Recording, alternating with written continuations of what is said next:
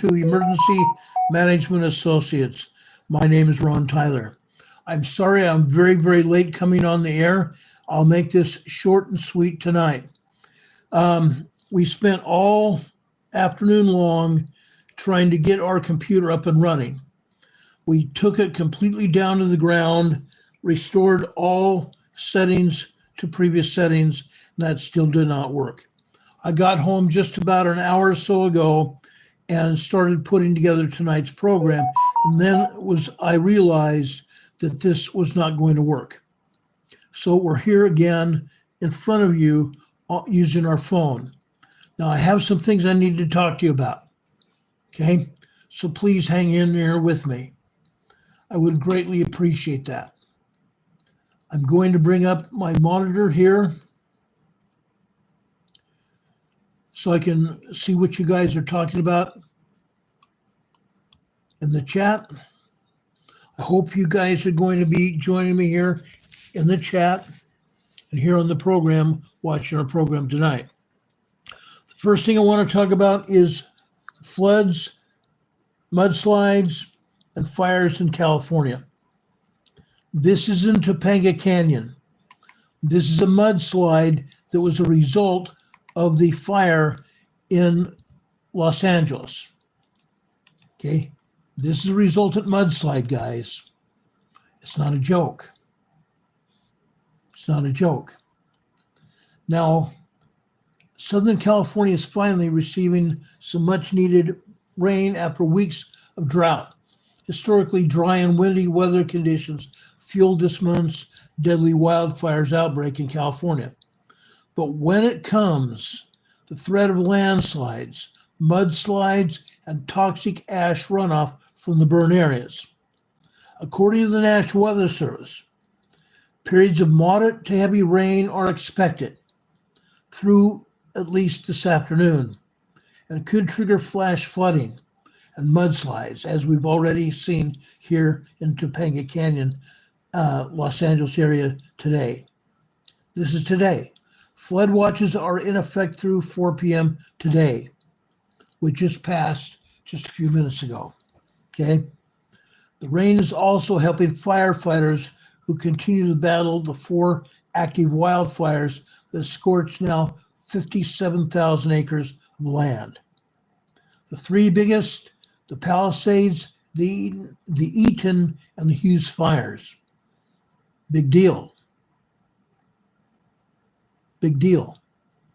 Each of those 3 fires are now more than 90% contained, which means in the coming days, these will be completely contained, and then probably by the end of this week, these fires should be out. Okay? That's what they hope. That's what they hope. Now, the rain is helping the firefighters contain these fires. Now, the border fire down in southeast San Diego County, the Border 2 fire, which erupted in the Otay Mountain Wilderness area east of Chula Vista late last week, is now 43% contained. The Otay Mountain Wilderness fire, it's called the Border 2 fire, is now 43% contained in southeast San Diego County. This is east of Chula Vista. Chula Vista is the largest city south of San Diego City itself. Now, let's talk about what is going on politically. Governor Newsom has issued another executive order waiving rebuilding rules for wildfire survivors. I want to repeat that. Governor Newsom has issued another executive order waiving rebuilding rules for wildfire survivors. That's a good thing. When President Trump was in California this past weekend on Friday afternoon, he told Governor Newsom and Mayor Bass of Los Angeles that they needed to waive the rules, the permitting process for the rebuilding of the people's homes that were burned in the fire. Today, Governor Newsom issued that executive order. Okay? So there will be no permitting process in the way of building homes and rebuilding the homes that burned in this month's deadly wildfire. Okay? They're not subject to environmental permitting requirements laid out by the California Coastal Act. Okay? The order was made in response to recent guidance issued by the California Coastal Commission suggesting that the same rebuilding homeowners could still be subject to the rules. Now it's not going to happen. President Trump told Newsom if he wanted any federal money, that they had to waive the building codes. They had to waive the permitting process. They can't waive the building codes, but they can waive the permitting process. Mayor Bass on Friday tried to tell Trump that they were going to have companies come out and scrape those properties off because of possible hazardous materials. President Trump told her, no, there's not going to be any companies coming in except if those private homeowners want somebody to come in and scrape the property clean. Otherwise, the property owners can do it themselves. They can bring in a great big dumpster and do it themselves. The homeowners do not have to wait for the city to issue permits or wait for the city to get a company that will do the scraping of the property. It's not going to happen. The homeowners are in charge here. The homeowners are completely in charge here. Now, Mayor Bass got her hands slapped several times, and President Trump reiterated several times that the permitting process is not going to happen. And finally, at the very end, Mayor Bass conceded that fact. So the people do not have to have permits for the property rebuilding of the properties that they had. Okay? That legally erroneous guidance threatened to create confusion and delay in rebuilding efforts for impacted communities. Noting, the governor has already issued 2 executive orders, waiving the California Environmental Quality Act and the Coastal Act for those whose homes were damaged or destroyed by the wildfire, as the state helps the Los Angeles area rebuild and recover. Governor Newsom today said we will continue to remove barriers and red tape that stand in the way of the rebuilding process, and that's going to happen. President Trump threatened to withhold money from California if that did not happen. Now, there's further storms coming into California. There is a winter storm warning for Southern California mountains right now. In addition to the rain in Los Angeles, there's a winter storm warning in effect until 4 p.m. in the San Gabriel Mountains and the upper elevations of San Bernardino and Riverside counties, with a foot of snow or more possible in some areas. A foot or more of snow possible in some areas. Now, snow has already forced the closure of Interstate 5 in Castaic, California. That's a Hughes fire. I believe it was Saturday, the state had to close Interstate Highway 5 because of the Hughes fire in Castaic, California. That's where the Hughes fire erupted on Friday. Huge fire there. Huge fire. I-5 is fully closed in the Tejon Pass between Parker Road and Castaic and Grapevine Road in Kern County due to snow conditions and prior fire conditions. Okay, US 101 is actually being asked, the people that are out traveling are being asked to use US 101 as a north-south detour to Interstate 5 to get to destinations northbound, because Interstate 5 is fully closed. Okay. The Palisades, Eaton, and Hughes fires are now over 90% contained. There are now 4 active wildfires in Southern California, totaling more than 57,000 acres. The Palisades fire, the first fire that started, It's burned 23,448 acres. It's 90% contained. The Eaton fire in Los Angeles County has burned 14,021 acres. It is 98% contained. The Hughes fire in Los Angeles County, Castaic, has burned 10,425 acres and is 95% contained. The border fire down in southeast San Diego County. The border fire down there has scorched 6,625 acres and it's 43% contained. Now that fire has burned on both sides of the border. It's burned in Mexico and it's burned in San Diego County. It's 43% contained. We have Marines on the border right now that are helping with the fire. Marines on the border helping contain illegal aliens from coming across. President Trump has ordered the Marines down there. There's over 10,000 Marines down there right now, and there are probably going to be more Marines down there within the coming weeks. President Trump has ordered those borders closed. President Trump has ordered those borders closed. Now this is going to continue. The federal government, according to President Trump, is standing behind the people in LA that lost their homes to fire. The federal government is standing behind you 100%.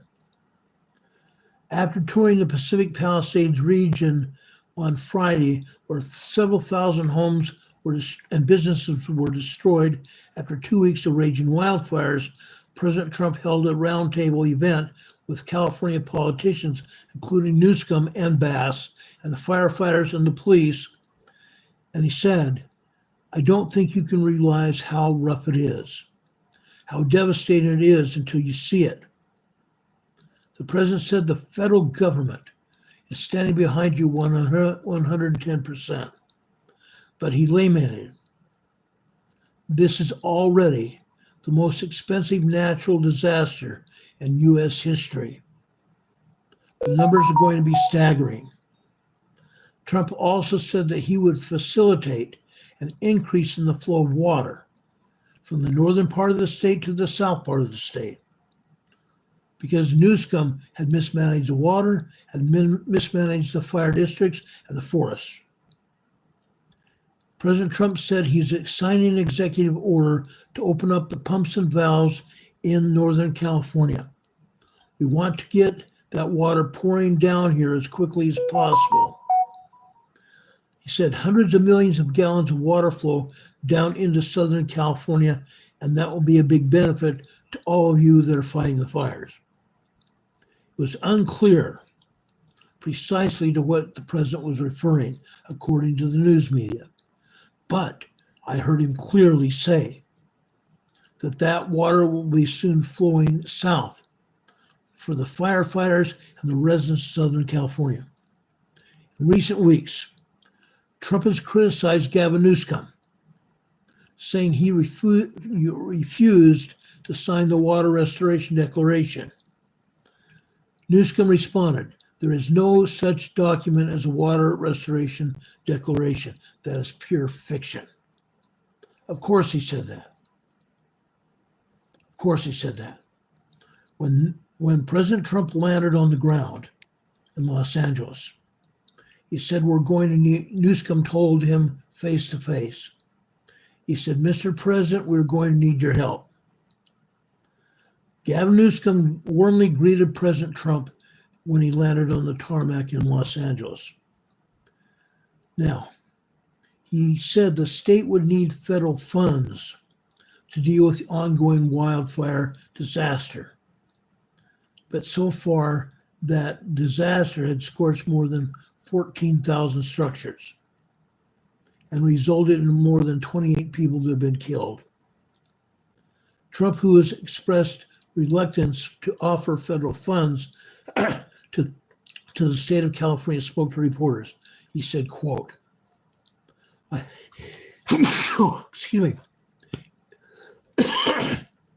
me, my sinuses. "I appreciate the governor coming out and meeting me. We want to get it fixed. We want to get the problem fixed. Newscomb then asked or addressed reporters before speaking to the president directly. Most importantly, we're thankful for you being here, Mr. President. Most importantly, thank you for being here. It means a great deal to all of us, not just the citizens of Palisades, Altadena, or anywhere else. We're all very grateful. Those areas were devastated by the fires. We're going to need your support. You were there for us during COVID. I don't forget that.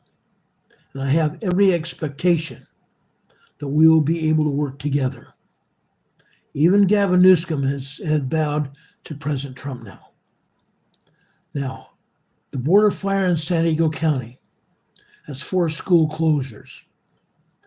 More than a dozen schools in Chula Vista were closed Friday and into today due to ongoing safety concerns with the Border 2 fire. Schools in 4 other school districts were also closed due to power outages stemming from the fire. Schools will remain open in some areas, but on a rainy day schedule due to poor air quality. The Pasadena mayor in Los Angeles called on President Trump to set politics aside, as President Trump threatens to withhold federal aid from California in the wake of this month's fires. The city and state officials are urging him not to play politics with relief efforts. But that's exactly what they were doing, and President Trump put them in place. President Trump nailed Mayor Bass to the ground, saying if she was going to have her politics in place and not allow the rebuilding to continue immediately and not have any of those other reservations addressed, then President Trump was going to withhold funds. All of a sudden, towards the end of the conversation at the roundtable, Mayor Bass gave up. Mayor Bass said it's time to cooperate, and she assured President Trump that there would be no permitting process that would be in the way of those people rebuilding their homes. Okay? Now, the Pasadena area and the Altadena area were devastated by the Eaton fire. Pasadena and the Altadena area were devastated by the Eaton fire. President Trump is scheduled to arrive in Los Angeles again, and he will be back to tour the area. He expects things to change. Now, does anybody have any questions about what's going on in California? I tried to make it pretty quick here. I wanted everybody to understand what's going on.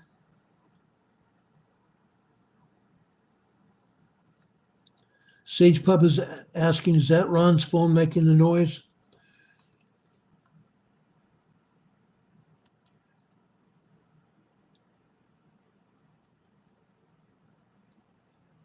Guys, I don't hear any sound coming across. Okay, I don't hear any sound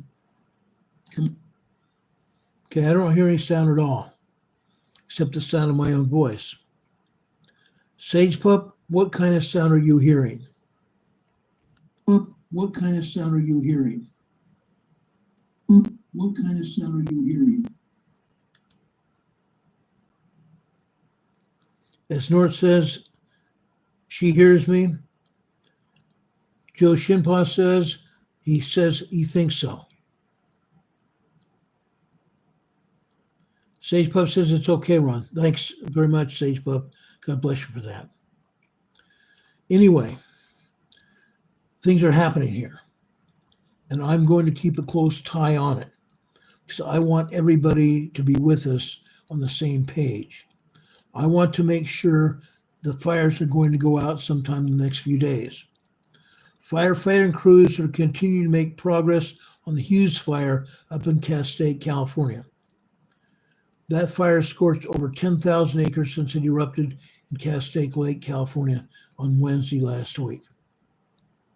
The fire is now 56% contained.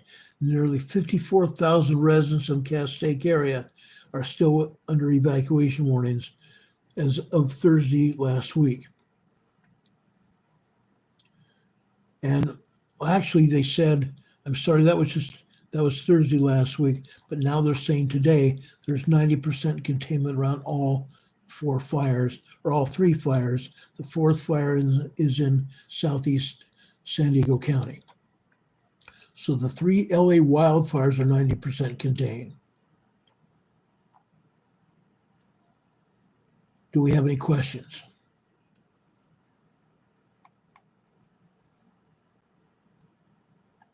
I want to make sure we answer everybody's questions here.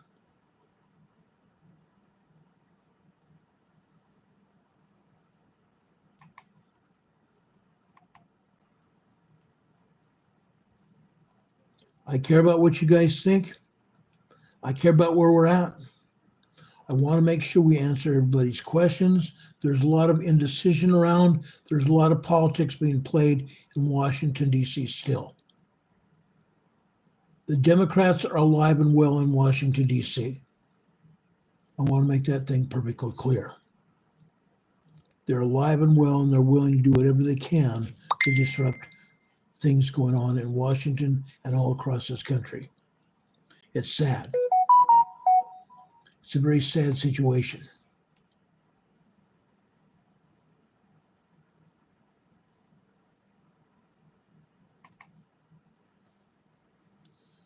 Now, I want to go to the USGS map. The first thing I want to talk about is the South Pacific. Let's go to earthquakes here. Okay? Down here in the Kermadec Islands, north of New Zealand. Now, please do not even think that the New Zealand country, New Zealand, is without earthquakes. They are. There's plenty of earthquakes in New Zealand. There's 15 earthquakes today in New Zealand. Down here in the Kermadec Islands, north of New Zealand, this earthquake is a 4.8 moderate earthquake in the Kermadec Islands. Again, I want you to understand where the Kermadec Islands are.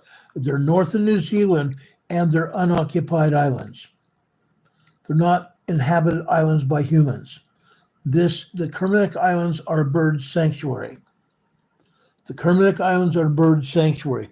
The only time humans go there are during high tide, because if they went during low tide, the boats would be sunk, be ripped to shreds by the rocks just beneath the surface of the water.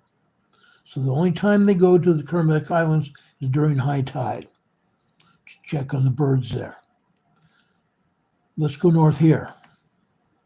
Okay. This is Levuka, Fiji. This is a 4.7 moderate earthquake. This is also relatively deep.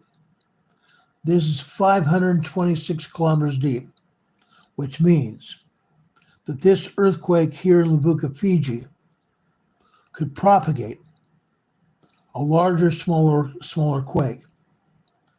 This 4.7 earthquake, 526 kilometers deep, is going to propagate a 5.5 to 5.6 earthquake sometime within the next 10 days, possibly as early as the next 72 hours. Okay? That earthquake could go west to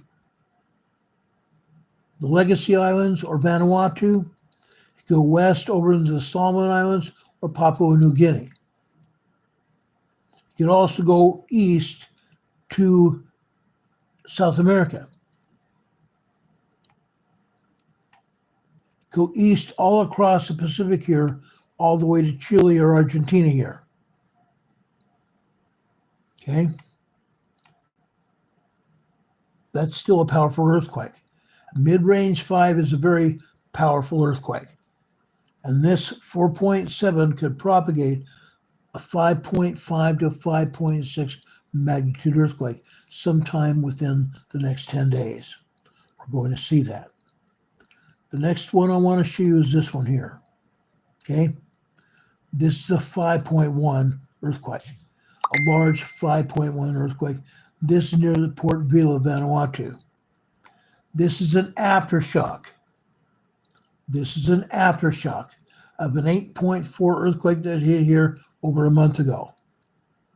This is an aftershock of an 8.4 earthquake that hit here over a month ago. They're still digging through the ruins of that earthquake. They're still digging through the ruins of that earthquake. This earthquake is still a shallow earthquake as well, 36 kilometers deep. Shallow earthquakes mean heavier earthquakes at the surface. Shallow earthquakes mean more dangerous earthquakes at the surface, more dangerous shaking. This is 24 kilometers west of Port Vila. It's the same distance from Port Vila as the 8.4. Now, being it's a 5.1, 24 kilometers deep, or 24 kilometers west of Port Vila, there is a possibility that some of the water of the Pacific Ocean may have absorbed some of the shock waves from this quake. There is a possibility that the water of the Pacific Ocean may have absorbed some of the shock waves from this 5.1 earthquake just west of Port Vila, Vanuatu. I hope so. I hope so. Let's continue going west here. This is a 4.6 moderate earthquake. This is in the Solomon Islands, 16 kilometers east to Algagi. 4.6 earthquake in the Solomon Islands. This is 86 kilometers deep. Still a fairly shallow quake. 16 kilometers east of the island, it's possible that someone may have felt a tiny bit of shaking over in the Solomon Islands today from this moderate earthquake. Let's continue going west here. Okay. This is a 4.6 near Kokopo, Papua New Guinea. Kokopo, Papua New Guinea. This is a 4.6 earthquake. This is 159 kilometers southeast of Kokopo. This was a 4.6 moderate earthquake, 10 kilometers deep, and it's far enough out in the ocean, I don't believe anybody even felt this earthquake. Far enough out in the ocean, I don't believe anybody felt this earthquake. Further out here to the west, this is a 4.3, also 133 kilometers southwest of Kokopo, Papua New Guinea. Again, the shock waves of this quake were absorbed by the Pacific Ocean. Okay? Now, today, they're not showing any other earthquakes over here in Papua, Indonesia. There are earthquakes. There's some small earthquakes and moderate earthquakes here in Papua, Indonesia, even though the USGS is not showing them. Let's continue west over here, Eastern Java. This is a 5.0 earthquake near Timor-Leste, Indonesia. A large 5.0 earthquake here, 131 kilometers deep, still a fairly shallow quake. 4.9, 5.0 is equal to a good large quake. And this was 279 kilometers away from Timor-Leste, which means the Banda Sea absorbed the shockwaves of this quake. The Banda Sea here absorbed the shockwaves of this quake. Let's go over here into central Indonesia here. Location southeast of Easter Island, class moderate, magnitude 5.2, depth 6.2 miles 30 minutes ago. A 5.2 earthquake near Easter Island, which is west of Chile, out in the Pacific Ocean, had an earthquake, a 5.2 large earthquake. It's out in the Pacific Ocean, and nobody's going to feel that earthquake. Very few people are ever on Easter Island. Very few people are ever on Easter Island. Getting back to the earthquake here in Indonesia. This is Masamba, Indonesia. A 4.6 earthquake here, 4.6 moderate earthquake here. This is 102 kilometers east of Masamba, Indonesia. Again, the ocean waters here absorb the shockwaves of this quake. The ocean waters absorb the shockwaves of this quake. Let's go further north. We're going over in Mindanao, Philippines here. This is in western Mindanao, Philippines. Okay? This is the largest island in the Philippine chain here. the largest island in the south part of the Philippines. This is a 4.5 moderate earthquake. 4.5 moderate earthquake. Now, this is the largest island. There are people that live here. There are people that live here. Let's go in here. I want to show you this because I want to show you exactly where it's at. This is in the mountainous region of Mindanao, Philippines, as you can see. However, south of there, we have a small town of people here. We have a small town of people here. Okay? There are other people down here. Now, this was a moderate earthquake. I do not expect anybody to have felt much of any, but maybe some light shaking. This was in the mountains, but it's far enough away from population centers that the people here may have not felt much of anything but light shaking. Moderate earthquake far enough away from population centers that people here may have only felt some light shaking here in the Philippines. Okay, let's back out here. Let's go over to Taiwan.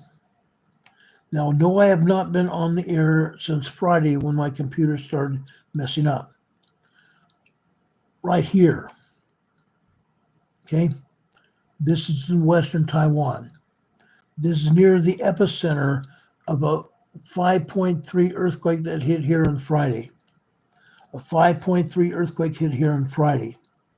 This is a 4.2 moderate earthquake. Now, there are population centers here. There are population centers here. Look at this. There are small towns here and larger city populations to the west here.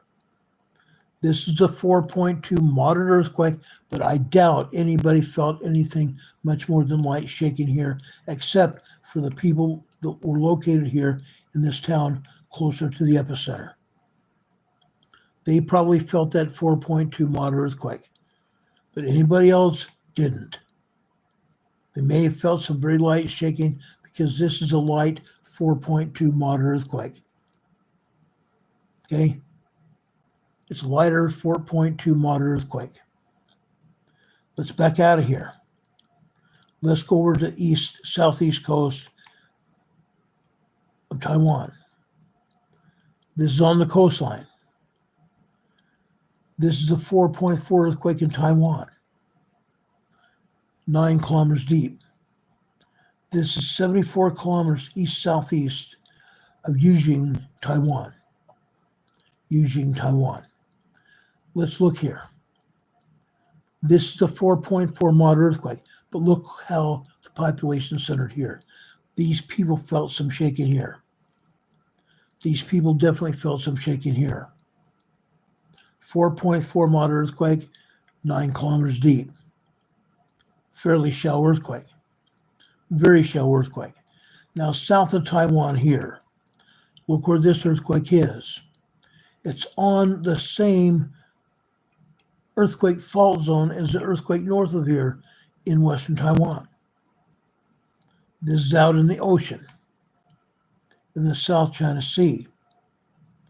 This is a 4.7 moderate earthquake here. Nobody felt this earthquake here at all. The ocean waters absorbed the shaking here. 4.7 earthquake here on the fault. Okay, that happened there. Now, there have been earthquakes here in China. I want to make that clear. There have been earthquakes here in China. There was also 4.5 earthquake in the Russia-Mongolia area here, in the East Siberian Desert here in Russia. A 4.5 earthquake here today. Going further south, there have been earthquakes here in southwestern China.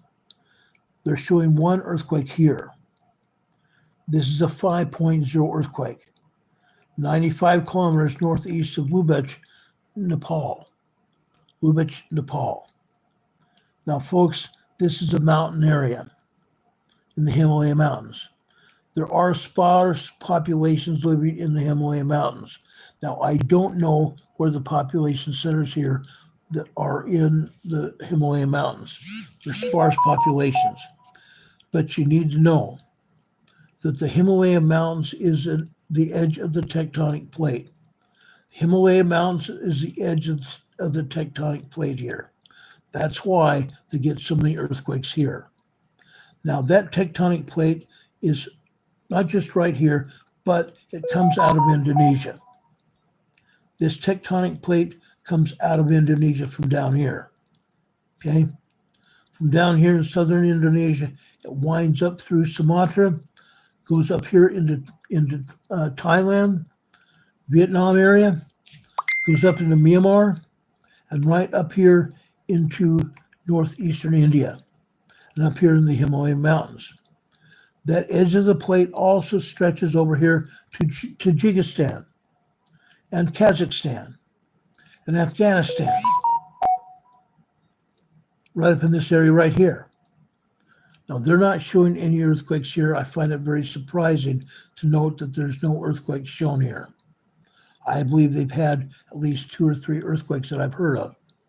But again, this agency is not showing them. They're not showing any earthquakes here in Iran or Iraq. They're not showing any earthquakes in Turkey or Syria. They're not showing but 1 earthquake over here in Africa. Okay? This is in Ethiopia again. This is another 4.7 moderate earthquake in Ethiopia. This is the edge of the plate here. Okay? This area is splitting. There's going to be fissures opening up here in Ethiopia if there hasn't been already. Okay? This area is opening up because it's the edge of the plate. Okay? It's going to split Africa at some point. This area is going to split Africa in a major earthquake at some point in time in the future. Okay? But this is a 4.7 earthquake here near Awash, Ethiopia. It's also only 10 kilometers deep. Now, while I say it's 10 kilometers deep, USGS throws around 10 kilometers deep as almost they throw a baseball. If they don't know it's 10 kilometers deep or how deep it really is, they throw 10 kilometers deep on it. Now, if they even think that it might be 10 kilometers deep, they throw 10 kilometers at it. If they even think that it could be higher, then they think about raising the depth. But it's rare. It's rare. USGS throws that 10 kilometer depth around like it's a baseball. This may or may not have been 10 kilometers deep. They may not know, but maybe they do. I just want to make that clear. I haven't talked about this in a long time. But USGS does not tell the truth. They can't tell the truth. They don't know what the truth is, in my opinion. Okay?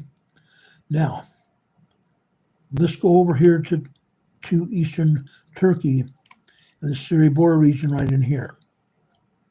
There are about 24 earthquakes here today. 24 earthquakes that USGS is not taking any responsibility for. These earthquakes could be tremors, they could be minor earthquakes, small earthquakes, or even moderate 4.2, 4.4 earthquakes. They're here, whether USGS wants to show it or not. They don't want to show it because they don't want to even admit that there had been an earthquake here. February 3rd, 2023. They had a major 9.0, 10.0 earthquake in this area. That's why we are still having earthquakes here. They're all aftershocks of that 9.0, 10.0 earthquake here in the Syria-Turkey border region. That earthquake killed 5,000 people and injured at least 5,000 more. Okay? There's earthquakes in northern Turkey, earthquakes in southern Turkey, and several earthquakes in the interior of Turkey. There's earthquakes here in western Turkey as well. And over here off the coast of western Turkey in what they call the Dupage Islands. The Dupage Islands right here. Okay? Down here in Crete, There's a couple small earthquakes here. Over here around Greece, there are plenty of earthquakes in Greece. Okay? But again, USGS doesn't want to show it. I think there's 21 earthquakes here in Greece today. Okay? Going north, Albania, Romania, earthquakes here today.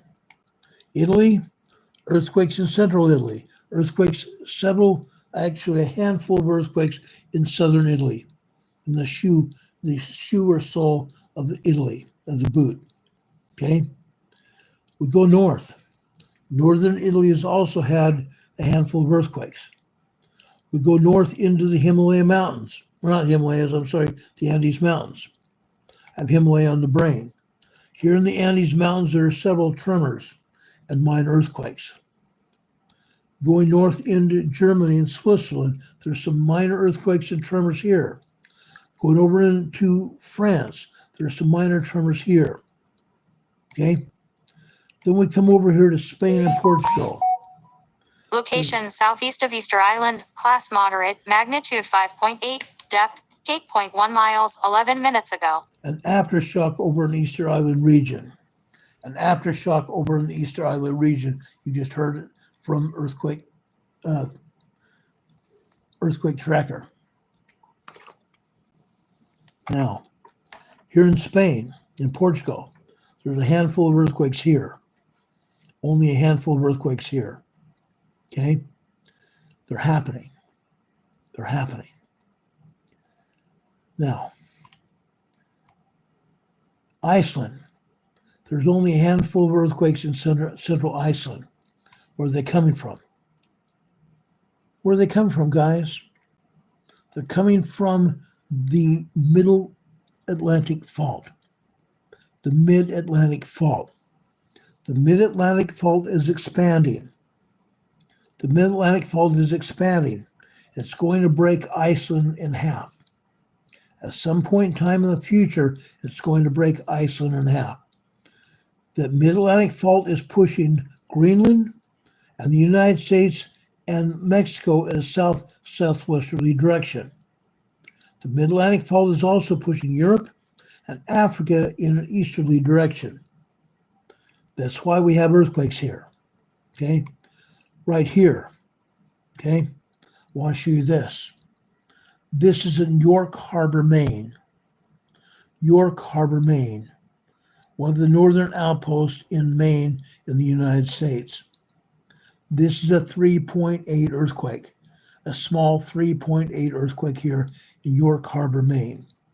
This earthquake is also 13.2 kilometers deep. Still a fairly shallow earthquake. Let's go south over here into the outlying islands here in Puerto Rico and also out here near the Dominican Republic.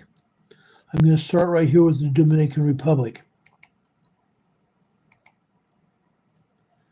This is a 3.9 earthquake here.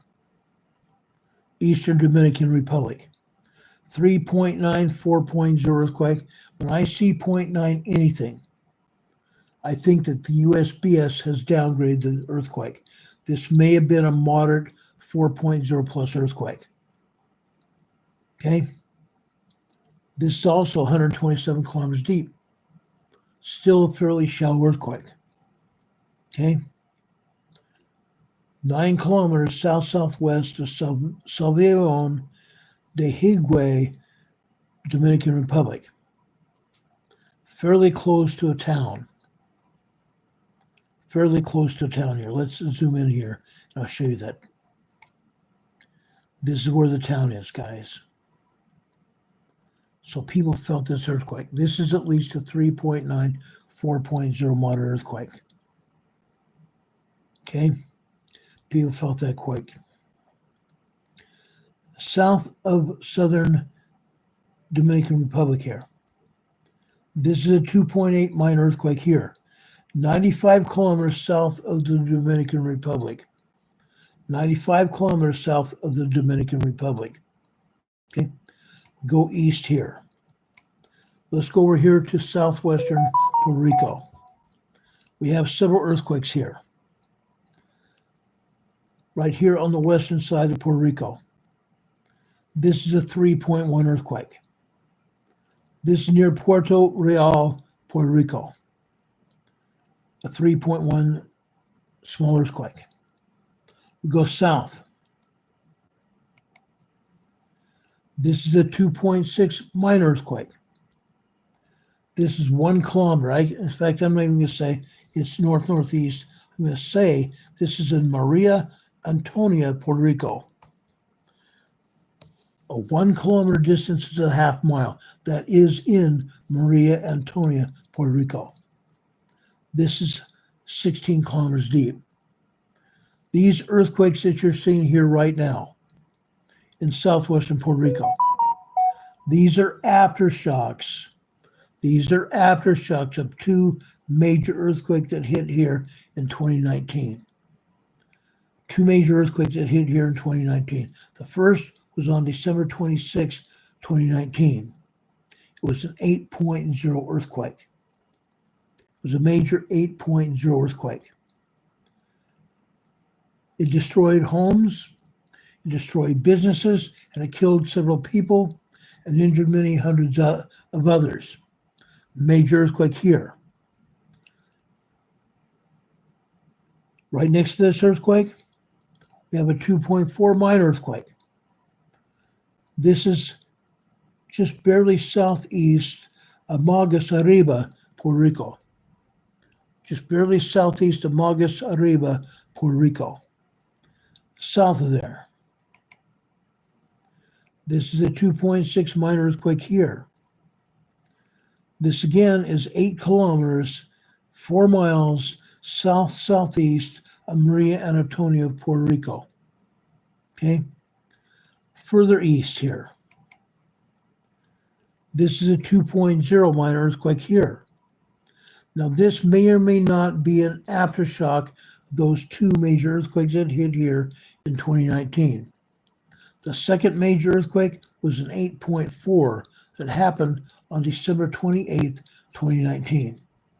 An 8.0 on the 26th and an 8.4 on the 28th. This earthquake is a minor 2.0 earthquake here. This may be related to that major earthquake. It may not. Okay? But it's still a minor earthquake here. This is at El Hoyo, Puerto Rico. El Hoyo, O-J-O, Puerto Rico. Okay? Now, we have a couple earthquakes north of Puerto Rico here. Let's take a look at these. Notice where these earthquakes are. This earthquake fault to the north. This is called the Cayman Ridge. The Cayman Ridge or the Cayman Trench. This trench originates over in Guatemala here. This trench originates in Guatemala here. It goes eastbound out of Guatemala here. Okay, it goes eastbound out of Guatemala. There's Guatemala. The Cayman Trench goes eastbound out of Guatemala. It goes out here into the Caribbean, and suddenly it takes a northern turn just south of the Cayman Islands. Then it continues eastbound, skirting the southern part of Cuba, going north of Jamaica. It continues eastbound north of Haiti and the Dominican Republic. It continues eastbound north of the Dominican Republic and north of Puerto Rico. The 2 earthquakes here came off of the Cayman Ridge. These 2 earthquakes came off of the Cayman Ridge. First, this earthquake here. This is a 3.4 earthquake. Again, these were carried from the Cayman Trench all the way out here. Okay, this was a 3.4 small earthquake. Right next to it. This is also a 3.4 earthquake. 2 twin earthquakes. Now, it might be said that up until 3 years ago, nobody heard of twin earthquakes. Nobody. USGS did not say it. They did not show twin earthquakes at all. They showed one earthquake and one only. 3 years ago, we started seeing twin earthquakes all throughout the world. We saw them in southern Mexico, we saw them in Central America, and we saw them in South America. Since then, we've had twin earthquakes literally around the world. Literally around the world. Okay? Now let's go back up here into the United States.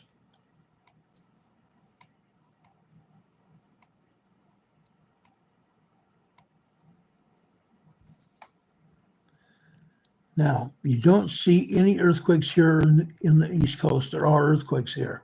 But again, the USGS is omitting the earthquakes. They do not want anybody to even believe there's earthquakes here. There are. There's probably 150 earthquakes along the East Coast of the United States, north to south. North to south.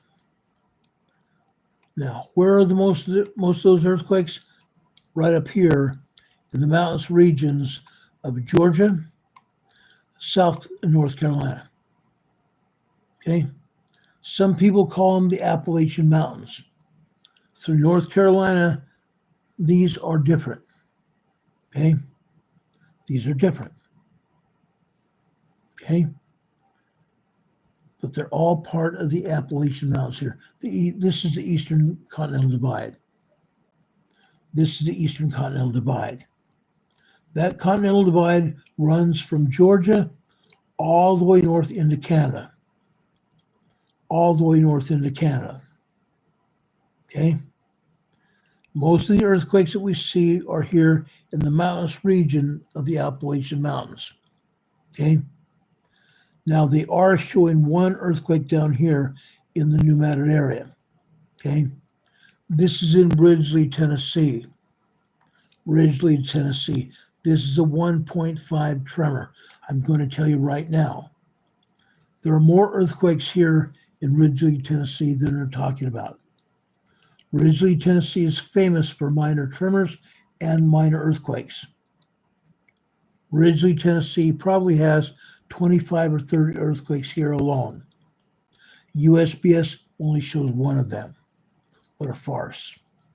Here in the New Madrid area, we probably have another 200 to 300 earthquakes here every day.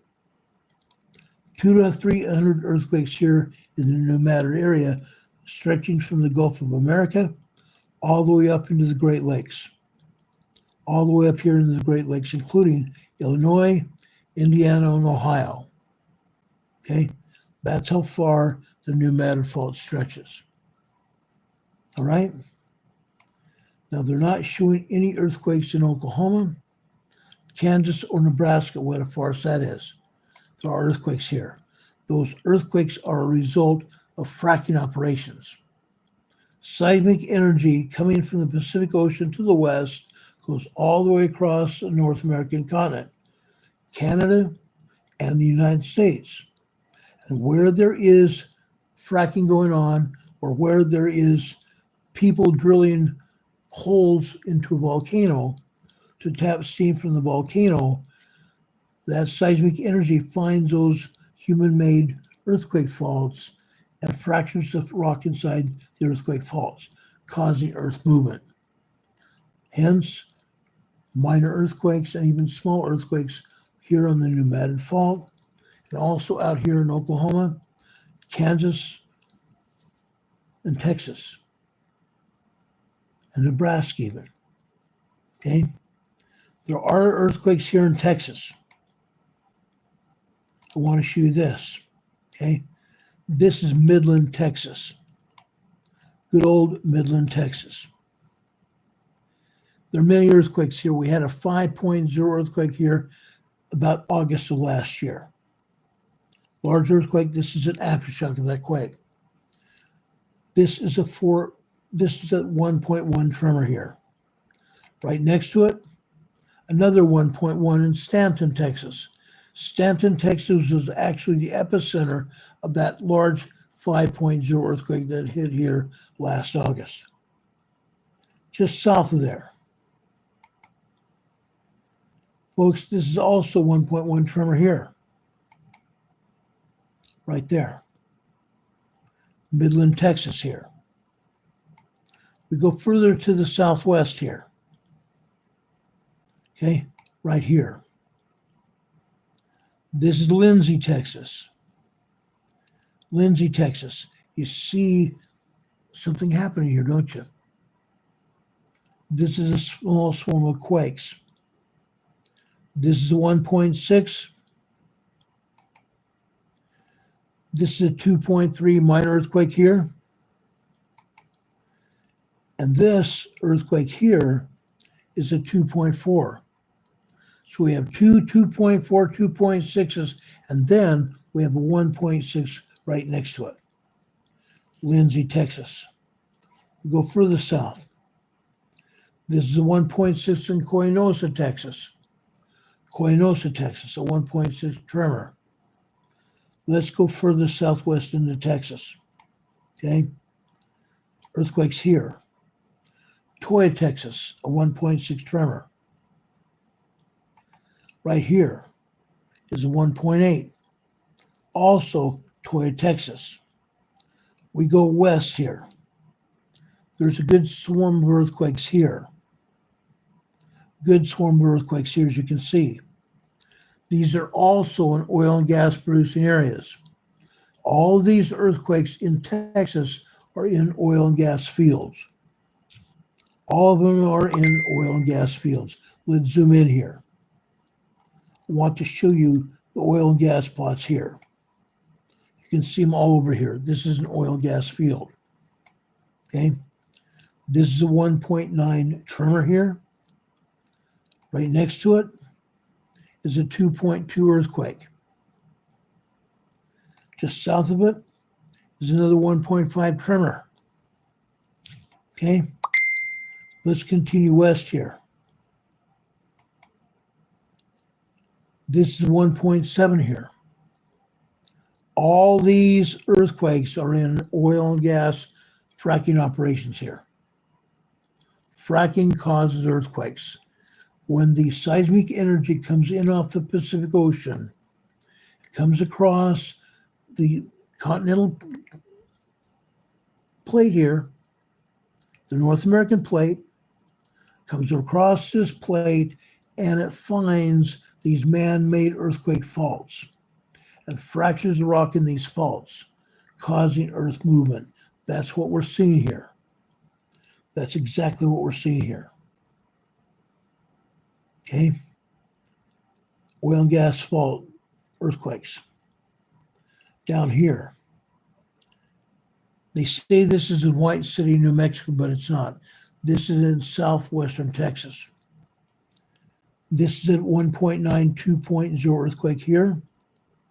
And further south here is another 1.6 tremor. That's what's going on here in Texas. Oil and gas fracking earthquakes here. Okay.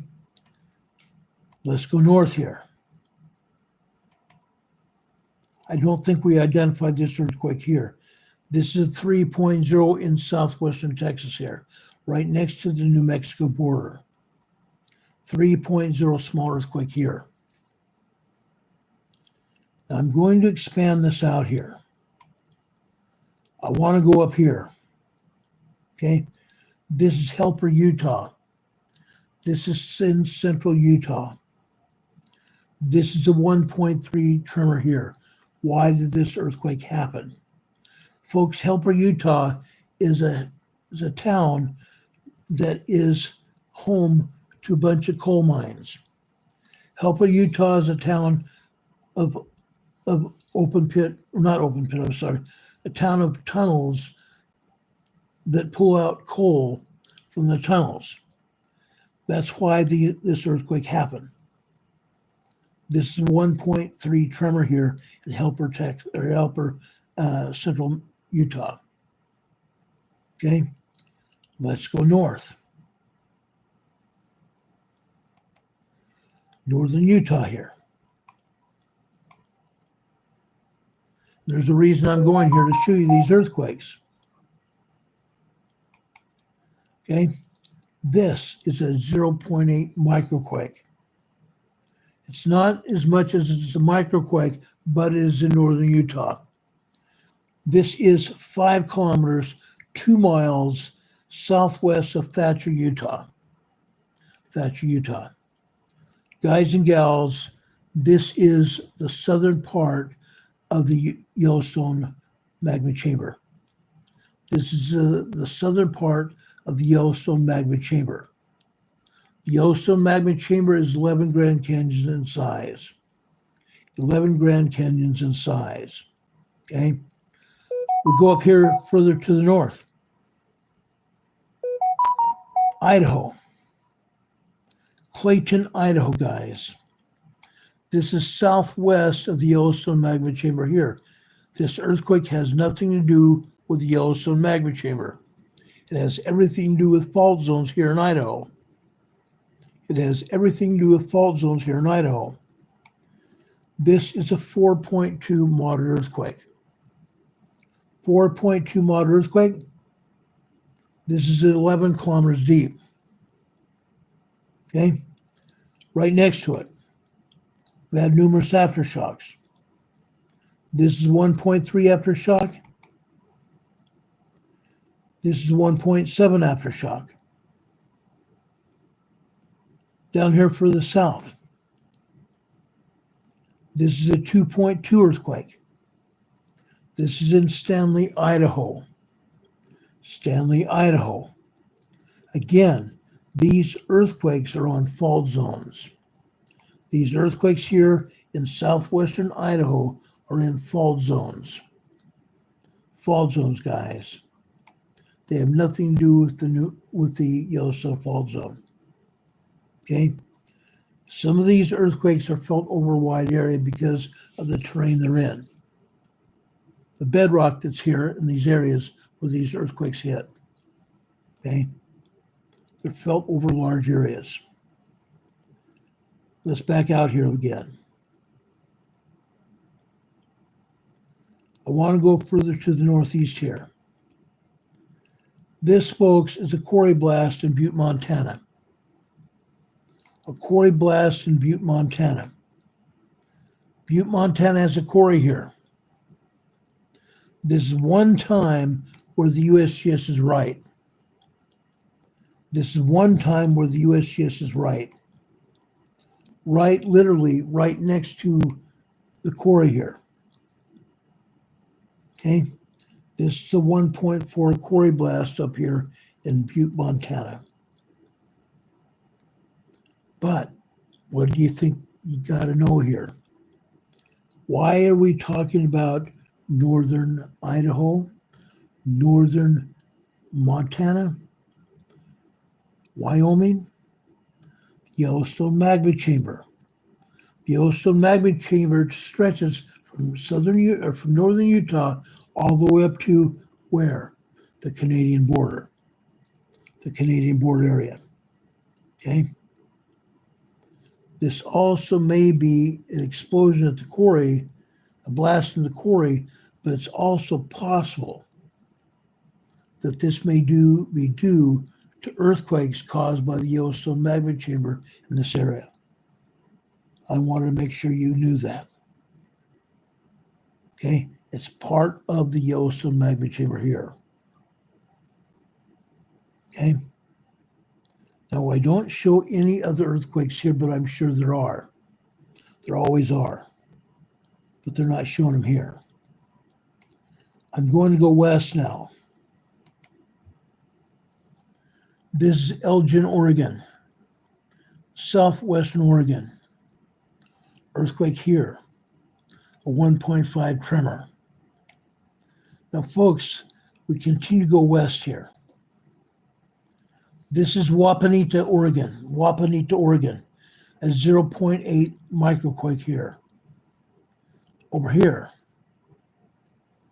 Allegedly, we have an explosion here. Allegedly, we have an explosion here. It's nowhere near a quarry.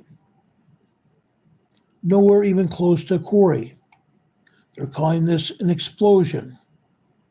Let's zoom in here and see exactly what's going on here. Look at this, guys. This is no explosion.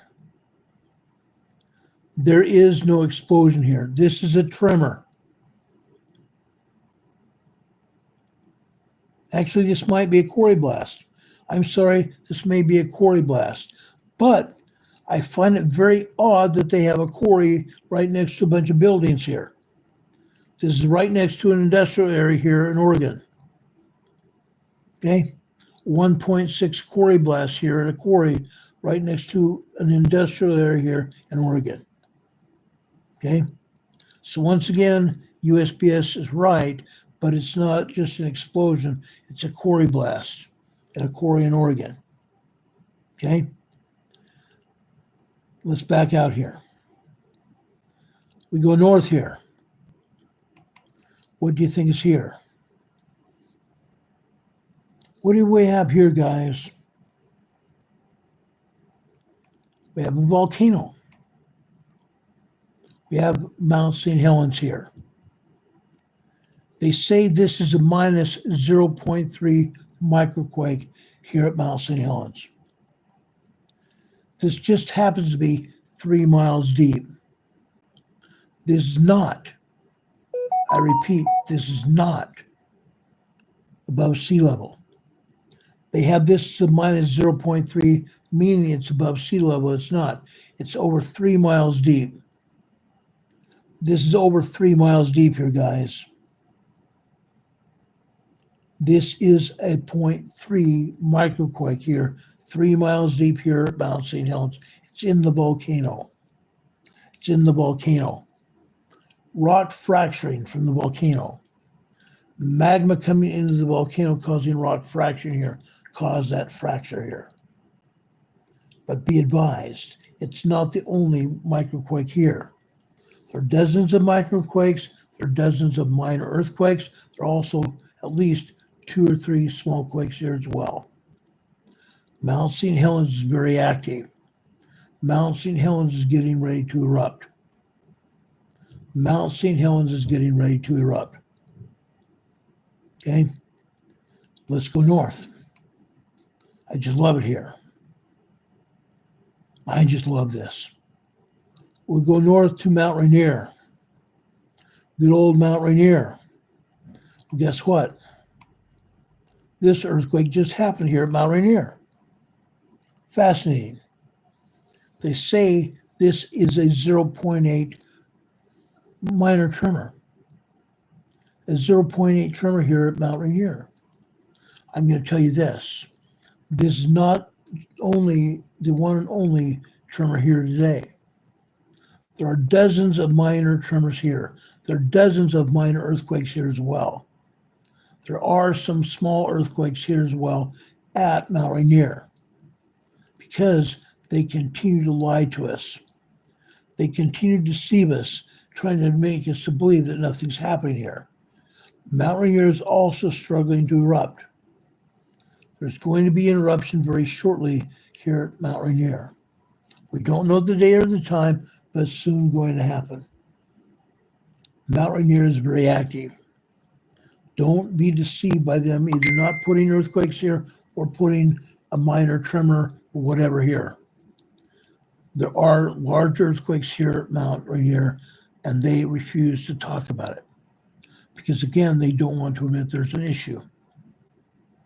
Terrible. And I mean really terrible. We go north from Mount Rainier. I just love this here. This allegedly is another explosion. This time, Greenwater, Washington. Greenwater, Washington. This is in the mountainous region of Greenwater, Washington here. Okay? Look where it's at. They're calling this an explosion. 11 kilometers west of Greenwater, Washington. What is this? I don't believe it is an explosion. I believe this is a tremor. This is in a forested area. This is a forest area. Now, I don't believe they're using dynamite to take down trees. I don't believe they're using dynamite to take down trees. How about spontaneous combustus carnivorous, a spontaneous tree fire, spontaneous tree fire. Fascinating, huh? Absolutely is. Spontaneous tree fire, 1.6 tremor here, 1.6 tremor here. There are other earthquakes here as well. Look at this. This is the 1.7 tremor. Falls City, Washington. Falls City, Washington. We have earthquakes here all the time. Okay? This is the 1.7 tremor here at Falls City, Washington. This is right next to what? The Puget Sound. The Puget Sound. We're getting ready to gear up for a Cascadia megathrust earthquake that could be incoming within the next 5 years. I believe this earthquake is going to hit within the next 5 years. A Cascadia megathrust earthquake, a 9.0, 10.0 earthquake in the next 5 years is going to strike right here. Promise. It's going to happen. It's going to happen, guys. Okay? Whether they want to believe it or not, it's going to happen. Okay? Then we come down here to Northern California. I just love this. Okay? Allegedly another explosion here. Myrtle Point, Oregon. Myrtle Point, Oregon. An explosion, guys. Spontaneous combustus carnivorous, Dean. Spontaneous combustus carnivorous here. Interesting enough. This is a 0.8 microquake over here in Myrtle, Oregon. Myrtle, Oregon. Okay? Spontaneous combustus carnivorous. Exploding tree here in Oregon. I shouldn't say Oregon. I'm sorry. Yes, it is. It's in Myrtle Beach, Oregon. Go figure. Go figure. Let's go further south here.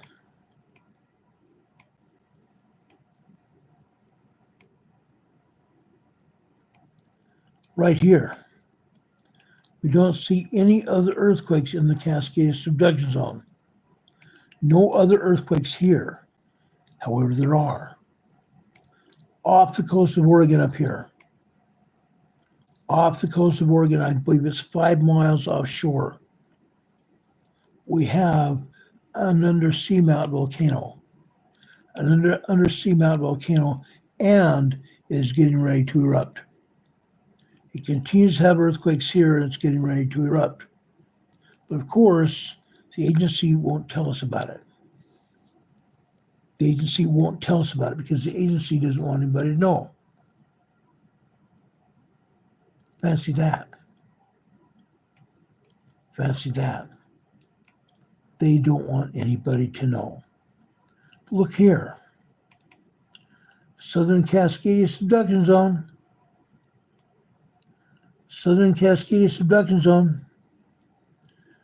This earthquake here is a 3.0 small earthquake on the Gorda Escarpment.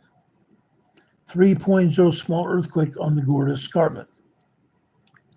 Just south of it. This is a 2.0 earthquake here. Both these earthquakes are off the coast of Petrolia, California, on the Gorda Escarpment, just west of the Triple Junction. Just west of the Triple Junction here, guys. The Triple Junction is where the Cascadia subduction zone, the Gorda Escarpment, and the San Andreas Fault meet right here. We have dozens of earthquakes here every year. Every year. And that's what we're seeing here. Just south of the Triple Junction, 2 earthquakes. This is a 2.0. Right next to it is a 2.3 west of Petrolia, California. Now this is just off the southern shore, or I shouldn't say the southern shore, off the southern part of what? The San Andreas Fault. The San Andreas Fault.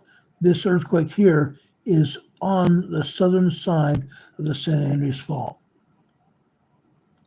This is a 2.1 earthquake. Just to the north of here, this is a 2.0 earthquake here as well. And on the San Andreas Fault right here, this is a 1.5 tremor. The southern part of the Cascadia subduction zone. The northern part, we're going to have a 9.0, 10.0 earthquake on the northern part of the Cascadia subduction zone. But down here south is where we have these small minor earthquakes here. Okay? Let's go out here to the east side of the mountains here in California. Belden, California. Belden, California. Guys, what do we have here? 3 years ago, actually 4 years ago, I'm sorry. 4 years ago, there was three large earthquakes that hit here. That hit here out in the lake here. Okay? Lake Almanor. 5.1, 5.2, and 5.3 earthquake hit here on Lake Almanor. This earthquake here is a 1.8 tremor. 1.8 tremor as a result of that 5.1, 5.2, and 5.3 earthquake that hit here. And other earthquakes here as well. There was quite a swarm of earthquakes 3 years ago, 4 years ago. Right here. This is a 3.1 earthquake here. The Canyon Dam, California. The Canyon Dam, California. Now the Canyon Dam lets water inch out, or I shouldn't say inch out, lets water drain out of the dam here, the reservoir, and drain out into the river system of California. Okay?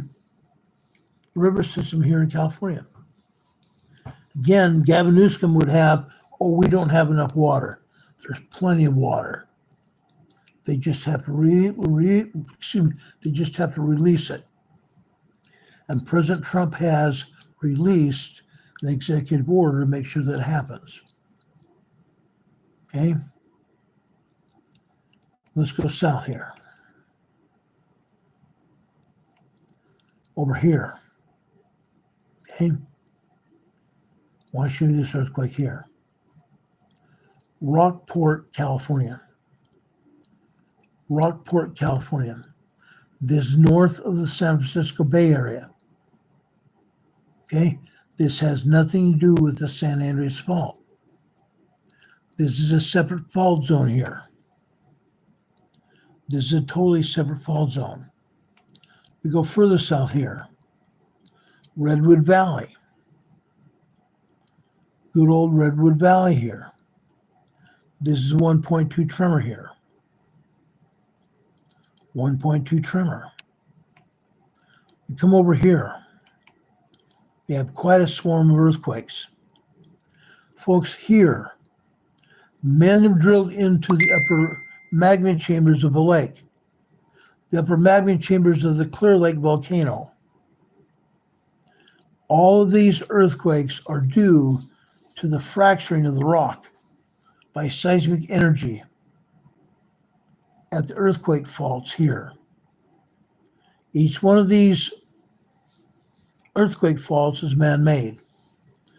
Tunneling into the Clear Lake volcano to obtain steam to generate electricity here. That's what they do here in Sonoma County, California. There's like 81 turbines here in this area. 81 turbines generating electricity. We have earthquakes hitting here.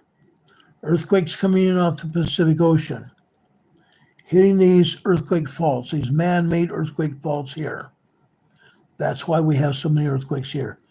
We typically have between 25 and 35 earthquakes here every day, sometimes more than that. Sometimes more than that. Okay? That, folks, is the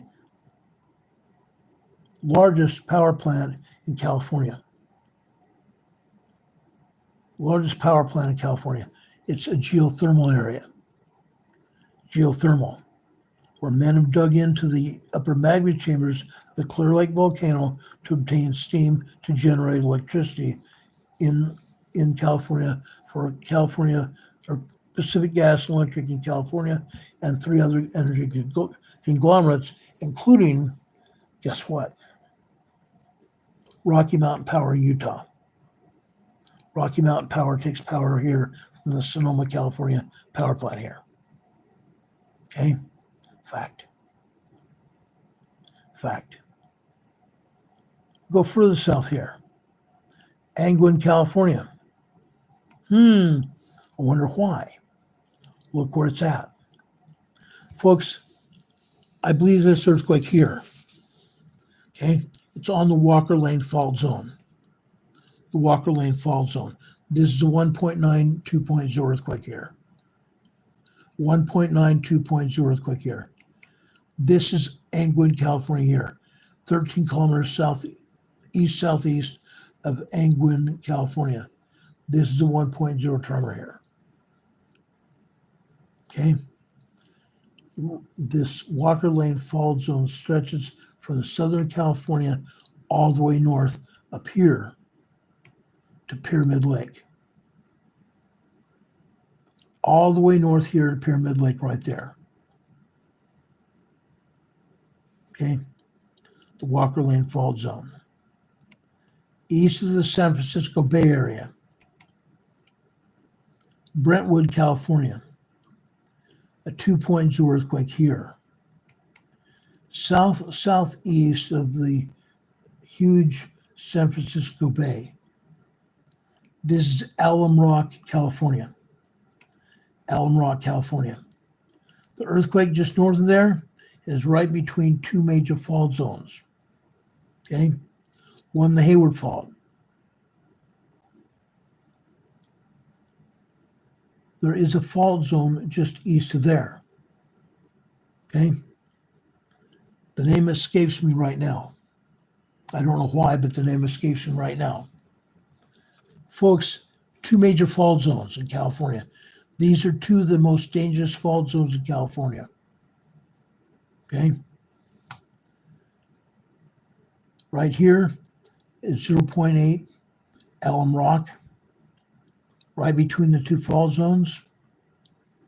This is San Martin, California, 0.6 tremor. Actually, I shouldn't say tremor. This is a microquake here. It's on the Hayward Fault. Go further south over to San Andreas. Here in this area, we have 3 fault zones. Very, very dangerous fault zones. The San Andreas here, we see this 2.2 earthquake here. Out to the east of there, we have the Hayward. And out from there, we have the, oh gosh. Gosh, I can't remember it.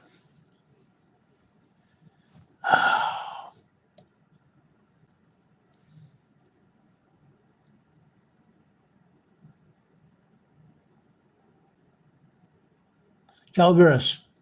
This is the Calaveras Fault here. Calaveras Fault running north and south right here. Calaveras, the Hayward, and the San Andreas here. Down here just south of San Francisco, near Monterey Bay here, is where the 3 most dangerous fault zones come together. This makes the most dangerous area in California. 3 major fault zones can go right here. And all at once. All at once. Okay? We go further south. Down the San Andreas. We don't see any earthquakes down here until we get to Los Angeles area. Prior to that way, right here. This is Montecito, California. Montecito, California. This is a 1.1 tremor here.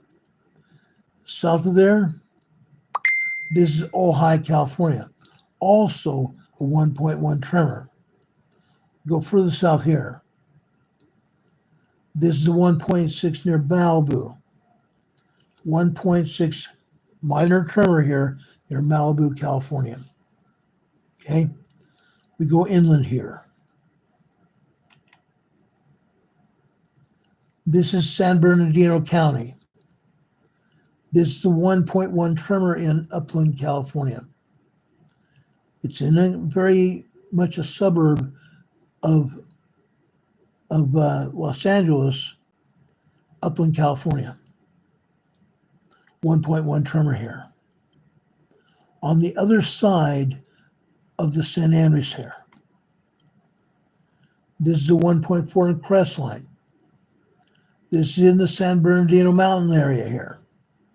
1.4 in Crestline, California. I believe they've had some snow today.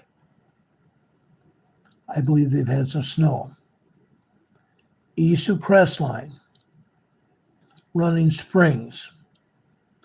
This is a 1.1 tremor here as well. Okay? Now, we go down here to the San Andreas Fault. Right here, Mentone, California. This is a 1.0 tremor. Down here on the San Jacinto, this is a 0.5 microquake in Redlands, California, the San Jacinto Fault. We come further south here. This is on the San Andreas. Beaumont, California, 1.0 tremor. Beaumont, California, 1.0 tremor. More earthquakes here. Banning, California, 1.5 tremor. Now from here south, we get a lot of tremors. We get a lot of minor earthquakes as well. Why? Because this, folks, is Southern California, number one. Number two, this is part of the desert area of California.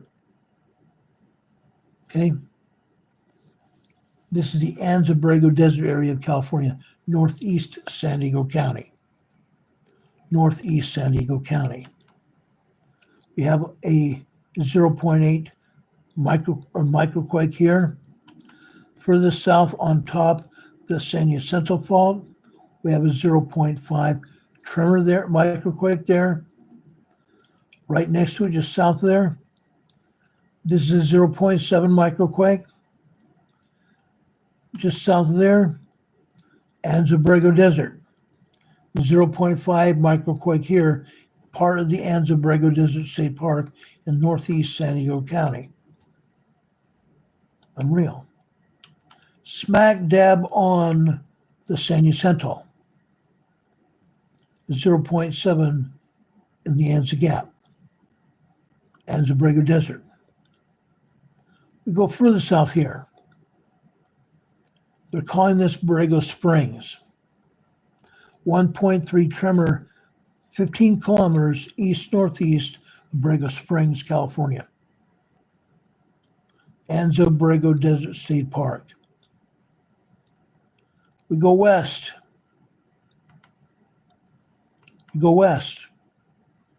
Folks, this is the Elsinore Fault here. The Elsinore Fault.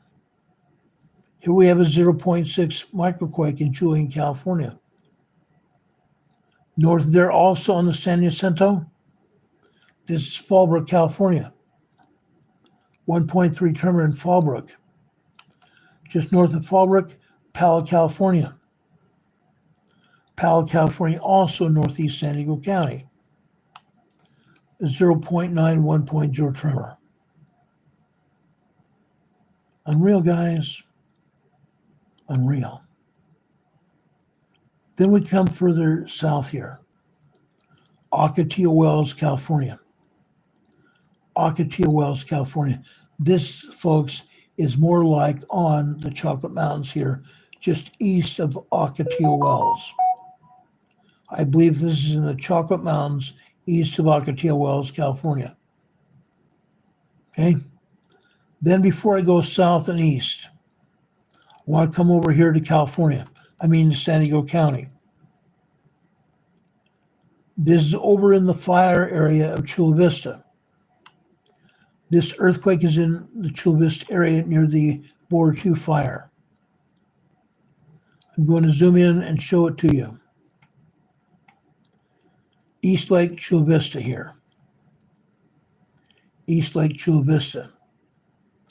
This is where the border fire is. This is a 1.2 tremor here. This is a 1.2 tremor here, east of Chula Vista, California.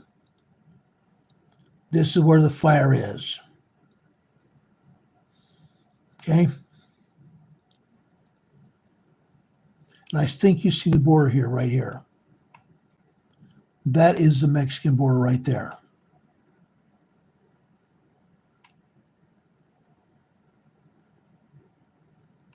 Okay? In fact, this city right here is San Isidro.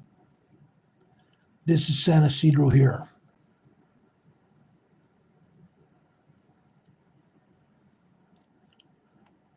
This area here, Mexico. Actually, I'm sorry, this is at the border. This is right at the U.S.-Mexican border. Campo, California. Campo, California is where the fire is also. This is a 1.2 tremor here in Campo, California. Okay, U.S.-Mexican border.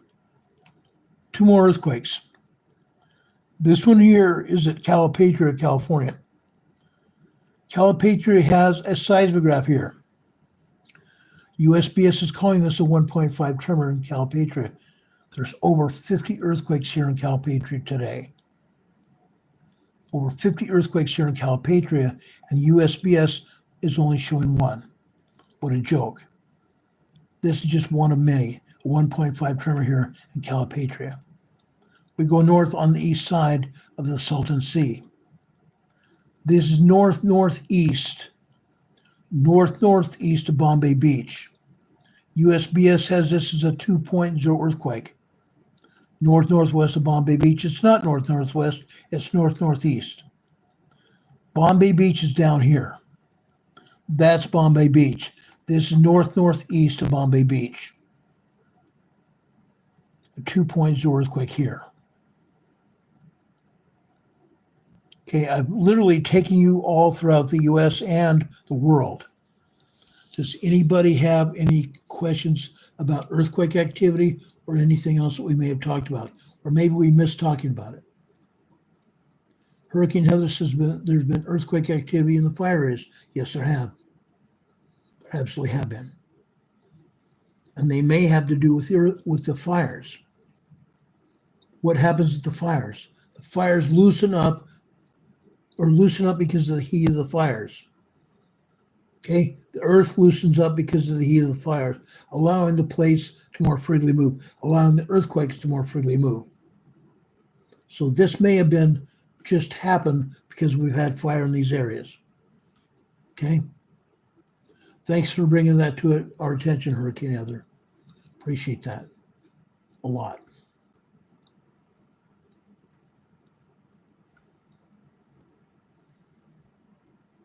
Hurricane Heather says, never panic in a chaotic situation.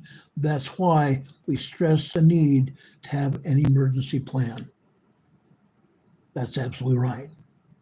And yes, we're having earthquakes and we're having fires. Unfortunately, the fires are here. Unfortunately, the fires are here. There's really nothing to do but hopefully pray for more rain that the fires will get out within the next few days. Hopefully. Carla Max says there are fires in Colorado too. It wouldn't surprise me. That would not surprise me in the least. Yes, even they have snow there, but there are fires there as well because of the winds.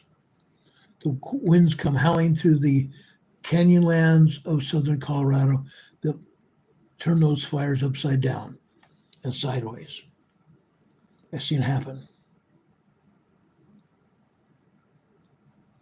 Hurricane Heather said they may have some fires in Northern California because they've hardly had any rain. I totally get that.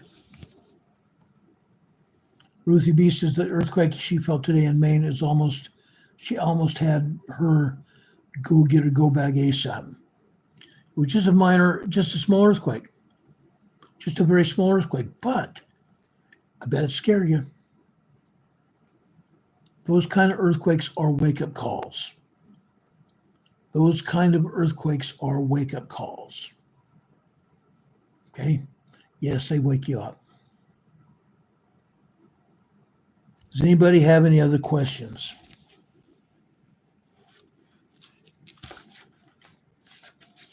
Does anybody have any questions?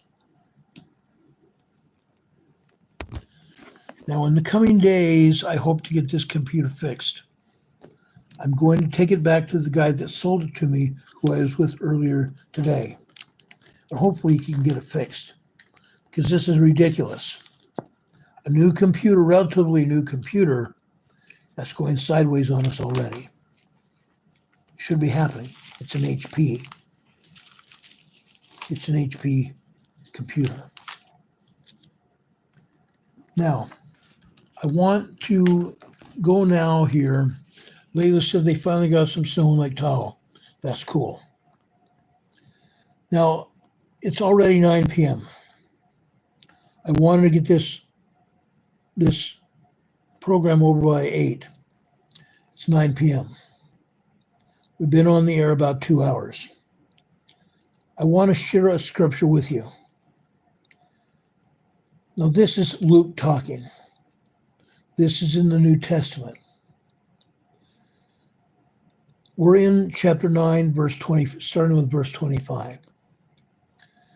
For what is a man advantage if he gain the whole world and lose himself? What is a man advantage if he gains the whole world and loses himself? Or he's be cast away. Why? Why is he cast away? Why may have he lost himself? Well, how could that happen? Violation of the commandments. Not living up to our potential and violation of the commandments. I want to talk about this because we are in the same boat today. A lot of us are. It continues in verse 28. And it came to pass about 8 days after these sayings, he took Peter, James, and John, and went up into a mountain to pray. And as he prayed, the fashion of his countenance was altered, and his raiment was white and glistening. And behold, there